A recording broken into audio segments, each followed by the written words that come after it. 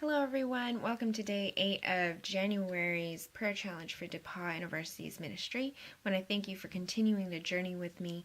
I know that it is quite late, so I'm going to go ahead and jump right into our reflection for this evening, which is titled, "When I am weak, then I am strong." And that's a direct quote out of 2 Corinthians 12, where Paul is just talking about his repeated struggles or sin patterns in life that he asks the Lord to take away. But instead, God speaks very clearly to him and says, "My grace is sufficient for you, for my power is made perfect in weakness." And Paul goes on to say, "Therefore, I will boast all the more gladly about my weaknesses, so that Christ's power may rest on me." So I remembered this phrase back in Christmas Eve in 2014, not too long ago, when I was coming down with the flu. And boy, it's been a decade since I got sick like that. And I just was beside myself, especially because Sunday was coming and I was asked to share a message with my church. And I had no idea how I was going to find the strength to put any cohesive thoughts together, study scripture, and write things down that would make any sense to the world. But I remembered this phrase, "My grace is sufficient for you, for my power is made perfect in weakness."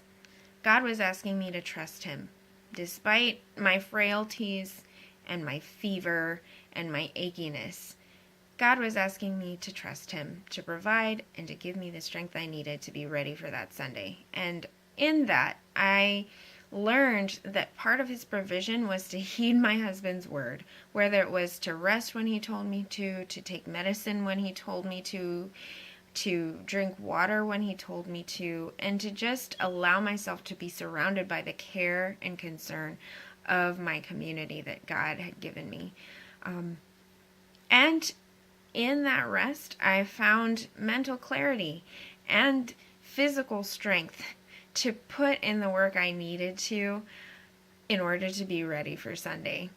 So, as I think about DePauw University and the students involved, whether it's flu or cold, needing stronger immune systems, or having physical strength to endure finals week, or mental and emotional strength to deal with the struggles of personal relationships with their roommates or life stuff at home, that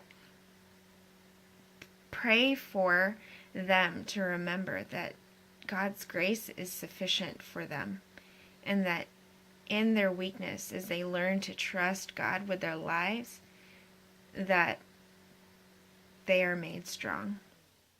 So thank you again for listening this evening, and I look forward to tomorrow's reflection.